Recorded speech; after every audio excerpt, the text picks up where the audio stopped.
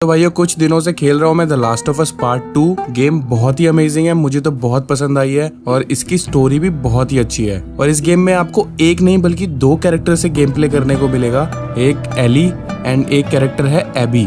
तो मुझे इस गेम की कहानी बहुत पसंद आई है और आज हम बात करेंगे the last of us part 2 की कहानी के बारे में। और हाँ, complete hello universe story video channel पर मैंने लास्ट वीक अपलोड कर दी थी। अगर आपको उस वीडियो का नोटिफिकेशन नहीं मिला था या अभी तक आपने वो वीडियो नहीं देखी है तो जल्दी से जाके देख लेना, लिंक आपको मैं डिस्क्रिप्शन में दे दूंगा। The last of us part 2 की कहानी थोड़ी आगे पीछे चलती है, जो क्रोनोलॉजिकल ऑर्डर में बिल्कुल भी नहीं है। मतलब बीच बीच में स्टोरी का काफी हिस्सा फ्लैशबैक में दिखाया जाएगा और इसीलिए मैंने आप सभी से पूछा भी था, जिसमें 90% लोगों ने मुझे ये बोला कि आप सभी स्टोरी को क्रोनोलॉजिकल ऑर्डर में देखना चाहते हैं फॉर सिंपल अंडरस्टैंडिंग। गाइस, अगर आप इस चैनल पर पहली बार आए हैं तो हमने इस गेम के first part the last of us के ऊपर स्टोरी वीडियो ऑलरेडी की हुई है।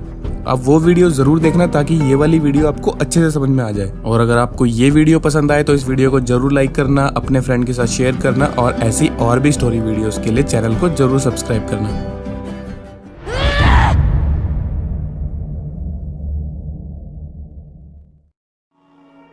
सब कुछ शुरू होता है इस गेम के पिछले part the last of us से 2013 में, जहाँ एक फंगस ह्यूमंस में स्प्रेड होने लगता है और उस फंगस की वजह से सारे ह्यूमंस माइंडलेस ज़ॉम्बी बनने लगते हैं। Original last of us game में मेन प्रोटैगनिस्ट होता है जॉल मिलर, जिसे बाद में एक छोटी बच्ची मिलती है जिसका नाम है एली, और एली समहाउ उस फंगस से इम्यून होती है और एली के ऊपर रिसर्च करके इस फंगस का क्योर बनाया जा सकता था। और इसीलिए क्योर की तलाश में जॉल अगले 1 साल तक एली के साथ ट्रेवल करता है अक्रॉस द अमेरिका और इसी 1 साल के दौरान दोनों में बाप बेटी जैसा रिश्ता भी डेवलप होता है। और आखिरकार जॉल एंड एली फायरफ्लाइज तक एक हॉस्पिटल में पहुंच जाते हैं, जहां एक डॉक्टर एली पर रिसर्च परफॉर्म करके उस इन्फेक्शन का क्योर यानी वैक्सीन बना सकता था। एंड तभी जॉल को ये रियलाइज होता है कि वैक्सीन बनाने के लिए उस सर्जरी में एली की मौत हो जाएगी, क्योंकि डॉक्टर को एली का दिमाग निकालना था। लेकिन जॉल ऐसा नहीं होने देता, इसलिए वो सभी फायरफ्लाइज को मारता हुआ ऑपरेशन रूम तक पहुंचता है और डॉक्टर को भी जान से मार देता है। Jesus Christ, Joel. What do you do?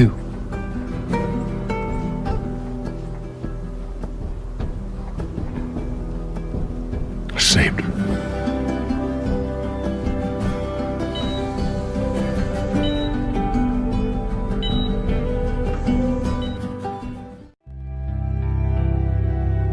और जॉल एली को बेहोश हालत में ही उठा के वहाँ से अपने भाई टॉमी के पास जैक्सन काउंटी के लिए निकल जाता है ताकि दोनों वहाँ पे सेफ रह सके। अब एली होश में आती है और जॉल से क्योर वाली वैक्सीन के बारे में पूछती है, लेकिन बेचारा जॉल अब क्या करता, उसे झूठ बोलना पड़ा। जॉल एली से झूठ बोल देता है कि क्योर बनाना पॉसिबल ही नहीं था, इसलिए दोनों वापिस आ गए। I told her they just ran some tests.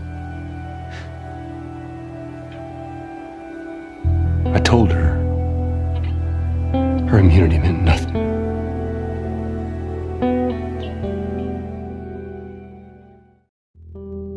तो गाइज, यहाँ तक की जो कहानी थी वो इस गेम के first part the last of us game की थी और मैं फिर भी आपको रेकमेंड करूंगा कि आप पहले इस गेम के पहले पार्ट की स्टोरी देख लें ताकि अब आपको आगे की स्टोरी अच्छे से समझ में आ जाए। मरने वाले डॉक्टर की बेटी जिसका नाम एबी है, उसे जैसे ही पता चलता है कि हॉस्पिटल में फायरिंग हुई है, वो फौरन ऑपरेशन रूम तक पहुंचती है और देखती है कि उसके फादर ऑलरेडी मर चुके हैं।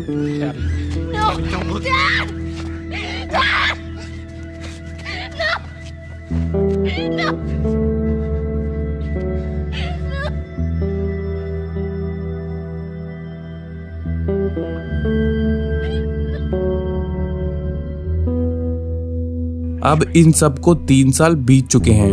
अब एबी अपने फादर की मौत का बदला चाहती है और जॉल को मारना चाहती है। जॉल और एली टॉमी के साथ व्योमिंग में एक छोटी सी कम्युनिटी में रह रहे थे। बाहर अभी भी इन्फेक्टेड्स का बहुत खतरा था और बहुत से लोगों की जानें जा रही थी। बट एली को ये वाली बात बहुत परेशान करती थी, क्योंकि एली को जॉल की क्योर वाली बात पर डाउट था और इसीलिए एक दिन एली बिना बताए पूरी बात का पता लगाने के लिए फायरफ्लाई के उसी हॉस्पिटल तक पहुंच जाती है जहां एली पे सर्जरी कर वैक्सीन बनाई जानी थी। But hospital was abandoned and Ellie को यहाँ कोई नहीं मिलता सिवाय एक ऑडियो रिकॉर्डिंग के। ये रिकॉर्डिंग फायरफ्लाई नोरा हैरिस की रिकॉर्डिंग थी। रिकॉर्डिंग में ये था कि एली ही एक लौती ऐसी लड़की थी जो इन्फेक्शन से इम्यून थी और वो डॉक्टर जिसे मार दिया गया एक लौता ही ऐसा डॉक्टर था जो वैक्सीन बना सकता था। मतलब ये था कि जॉल ने बहुत बड़ा ब्लंडर कर दिया था। They said, even if we found her or by some miracle found someone else that's immune, it'd make no difference. Because the only person who could develop a vaccine is dead. और इतने में ही जॉल Eli को ढूंढता हुआ वहां आ जाता है और अब एली को जॉल के मुंह से सब कुछ सच जानना था, इसलिए वो जॉल से कहती है कि इस बार भी अगर उसने झूठ बोला तो एली उसे हमेशा के लिए छोड़ देगी। If you lie to me one more time, I'm gone. You will never see me again. अब जॉल भी बेचारा क्या करता, हेजिटेट करते हुए बताता है कि वैक्सीन बनाने के लिए की जाने वाली सर्जरी में एली की मौत हो जाती, बस इसीलिए जॉल ने एली की जान बचाई और डॉक्टर को मार दिया। Making a vaccine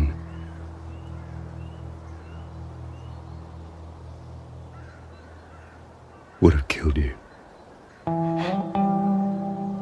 So I stopped them. अब आगे 1 साल और निकल जाता है और जॉल अब पूरी तरह गिल्ट से फुल अपने भाई टॉमी को बताता है कि इस इन्फेक्शन का क्योर बनाया जा सकता था, लेकिन जॉल ने ऐसा नहीं होने दिया।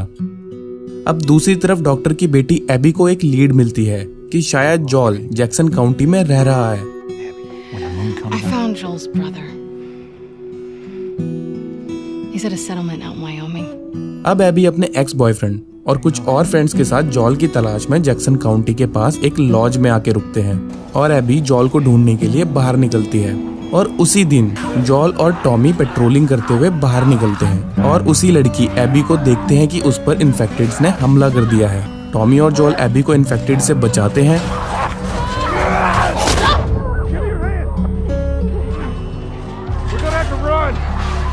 और यहाँ इन्फेक्टेड्स इतने ज्यादा थे कि तीनों को वहां से भागना पड़ता है। तीनों भागते हुए एबी के साथ ही उसके लॉज तक पहुंच जाते हैं जहां एबी और उसके साथी रुके हुए थे। गेम के इस पॉइंट तक एबी नहीं जानती कि जॉल कौन है, क्योंकि उसने कभी जॉल को बाय फेस नहीं देखा था, सिर्फ नाम ही सुना था। यहाँ टॉमी और जॉल अपने आप को इंट्रोड्यूस करते हैं और जॉल जैसे ही अपना नाम बताता है एक सबसे बड़ी गड़बड़ हो जाती है। Tommy, this is my brother. Joe.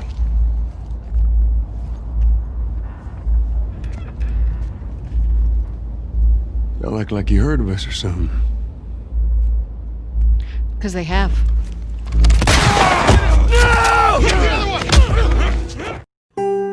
दूसरी तरफ ये बात जैसे ही एली और डीना को पता लगती है कि टॉमी और जॉल पेट्रोलिंग करते वक्त गायब हो गए हैं, तो एली फौरन जॉल और टॉमी को ढूंढना शुरू करती है और उस लॉज तक पहुंच जाती है, लेकिन जॉल को बचा नहीं पाती।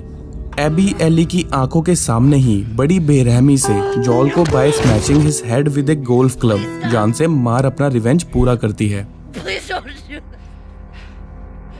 Joel, please get up.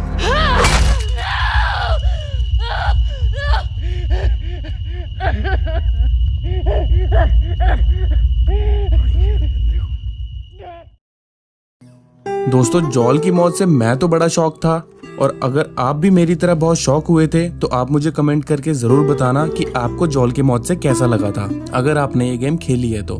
खैर, एली और टॉमी को पता लगता है कि जिस ग्रुप ने जॉल को मारा they are the part of Washington Liberation Front यानी WLF बेस्ड ऑन सिएटल, जिन्हें वुल्फ्स भी बोलते हैं, जिनके पास अच्छी खासी आर्मी है। एली जॉल की मौत से बहुत दुख में थी और टॉमी से कहती है कि उन्हें WLF के पीछे सिएटल जाना होगा ताकि वो जॉल की मौत का बदला ले सकें।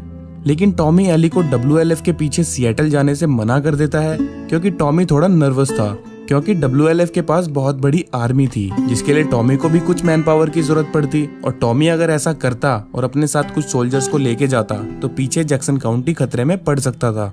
लेकिन अगले ही दिन एली को पता लगता है कि टॉमी अकेले ही उसी ग्रुप के पीछे सिएटल निकल गया है। एली एंड डीना भी टॉमी के पीछे सिएटल के लिए निकल जाते हैं। और दूसरी तरफ जॉल को मारने के बाद पूरा ग्रुप सिएटल वापस आता है और यहाँ नॉटी डॉग ने गेम प्ले को थोड़ा और इंटरेस्टिंग बनाने के लिए और कहानी में डिटेल डालने के लिए एक और एंटागनिस्ट ग्रुप को ऐड किया है, जिन्हें सेराफाइट यानी स्कार्स भी बोलते हैं, जिन्होंने अपने गाल वाल को कुछ अजीब तरीके से काट पीट रखा होता है। ये जो सेराफाइट ग्रुप है यानी स्कार्स ग्रुप और WLF ग्रुप, इन दोनों के बीच में 36 का आंकड़ा होता है और ये रिसोर्सेज के पीछे और पूरे सिएटल को टेक ओवर करने के लिए आपस में लड़ते रहते हैं। यहाँ पे एबी का एक्स बॉयफ्रेंड ओवेन सेराफाइट की एक्टिविटीज पर इन्वेस्टिगेशन कर रहा था और उसी बीच ओवेन गायब हो जाता है। एबी ओवेन की तलाश करती है और सेराफाइट की टेरिटरी में पहुंचती है और स्कार्स एबी को भी पकड़ लेते हैं। और साथ ही यहाँ पे होते हैं दो भाई बहन जो स्कार्स ही हैं, यारा एंड लेव, जिन्हें कल्ट से निकाल देते हैं किसी अननोन रीजन की वजह से और पनिशमेंट देना चाहते हैं।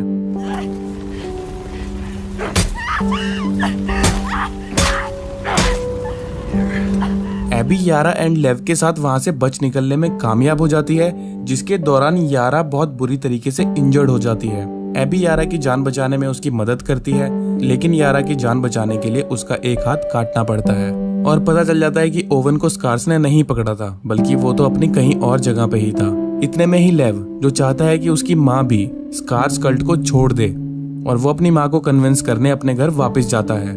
मजबूरन यारा और एबी को भी लेव के पीछे जाना पड़ता है, जहाँ पहुंच पता चलता है कि लेव ने अपनी माँ को ही जान से मार दिया है in self defence.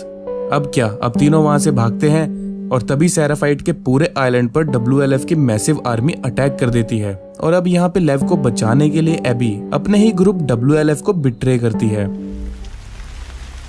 What's that behind you? He saved my life. Move out of the way. We'll deal with you back home. He's not one of them, please. Abby, move. God damn it, he's just a kid! You have 3 seconds to get away from that scar. 1. You really gonna shoot me? 2. I'm not fucking moving. And Yara sacrifices herself to allow Abby and Lev to escape. No! What the fuck?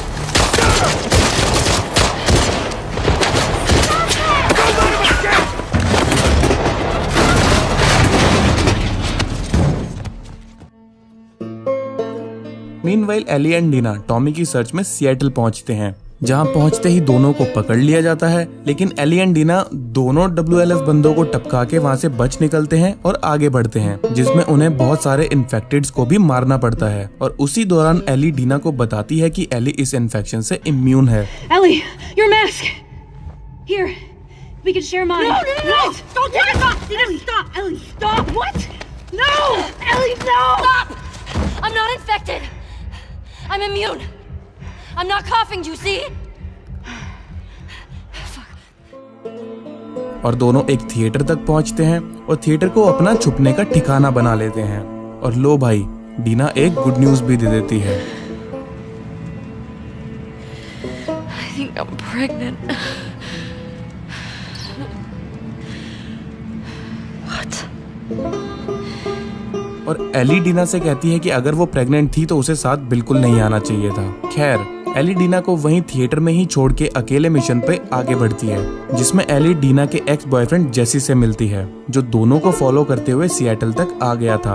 अब जेसी Tommy को ढूंढने और Eli WLF group के बाकी बंदों को ढूंढने के लिए स्प्लिट हो जाते हैं। एली सिएटल में सभी को ट्रैक करने के लिए एक मैप का यूज करती है और उसी ग्रुप की एक बंदी नोरा को ढूंढ निकालती है और उसे टॉर्चर कर एबी की लोकेशन के बारे में पूछती है और उसका काम तमाम कर देती है। Where's Abby? I'm fucking dead anyway. Why would I tell you anything? Because I can make it quick. Or I can make it so much worse. I'm not giving up, my friend.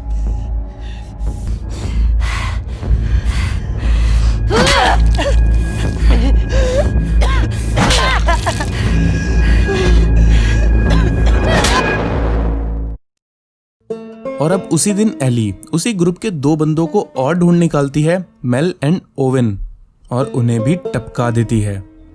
Fucking Christ!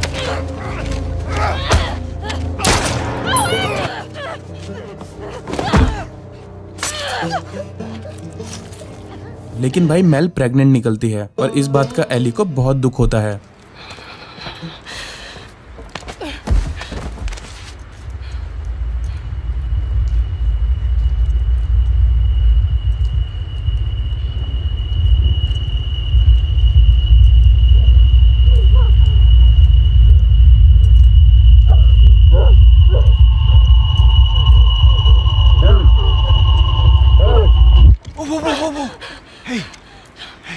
और उसी वक्त वहाँ Tommy और जेस भी आ जाते हैं जो एली को संभालते हैं और वापस अपने ठिकाने पे थिएटर पहुंचते हैं। और अब एबी और लेव स्कार के आइलैंड से बच निकलते हैं और ओवेन और मेल को ढूंढते हुए वहां पहुंचते हैं और देखते हैं कि दोनों को मार दिया गया है।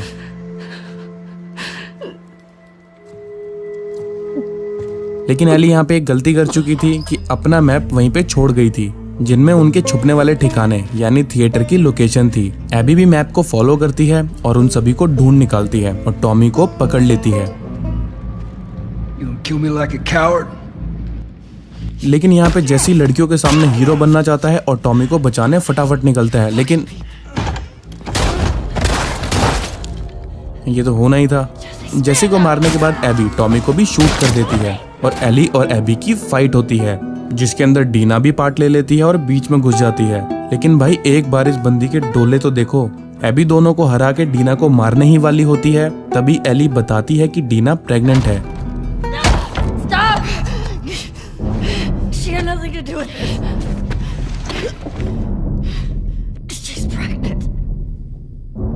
जिसकी वजह से एबी दोनों को छोड़ देती है और उन्हें सिएटल को छोड़ के जाने के लिए धमकी देती है। Don't ever let me see you again.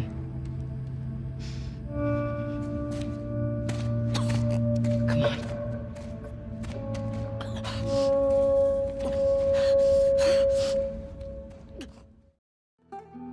भाइयों अब 1 साल और बीत जाता है और एली और डीना अब एक फार्म में रह रहे थे और डीना के बच्चे को पाल रहे थे। But Ellie suffers from post traumatic stress disorder क्योंकि जॉल की मौत का बदला अभी पूरा नहीं हुआ था।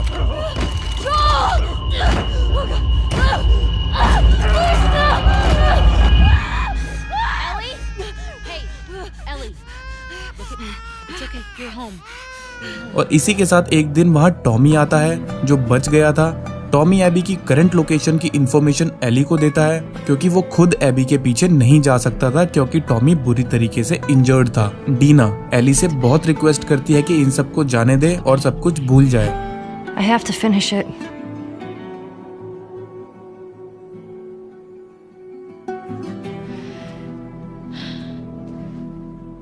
You don't owe Tommy anything. I don't sleep. I don't eat. I'm not like you, Dina. लेकिन एली डीना की बात नहीं मानती और एबी को ढूंढ उसे मारने फिर से निकल जाती है। मीनवाइल दूसरी तरफ एबी एंड लेव सेंटा बारबरा पहुंचते हैं ताकि बचे हुए फायरफ्लाई को ढूंढ उन्हें रीजॉइन कर सके। लेकिन कुछ स्लेव कीपर दोनों को पकड़ के लॉक कर देते हैं।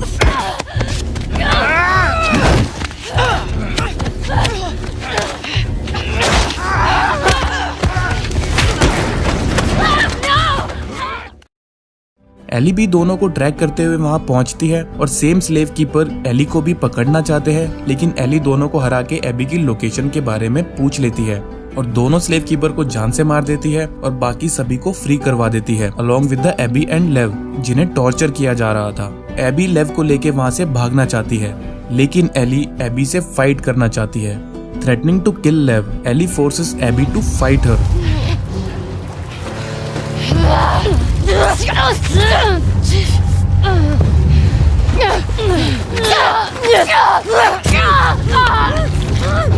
और इस बार एली एबी को हरा देती है जिसमें एली को अपनी 2 प्यारी उंगलियां भी खोनी पड़ती हैं।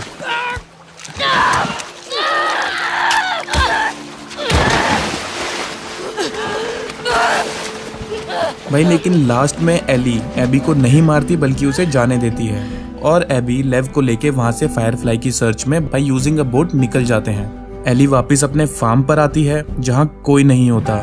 एली जॉल का दिया हुआ गिटार प्ले करने की कोशिश करती है और जॉल और उसकी खुद की कुछ मेमोरीज याद करती है, लेकिन 2 उंगलियां ना होने की वजह से एली गिटार प्ले नहीं कर पाती। एली गिटार को वहीं रख के वहां से चली जाती है।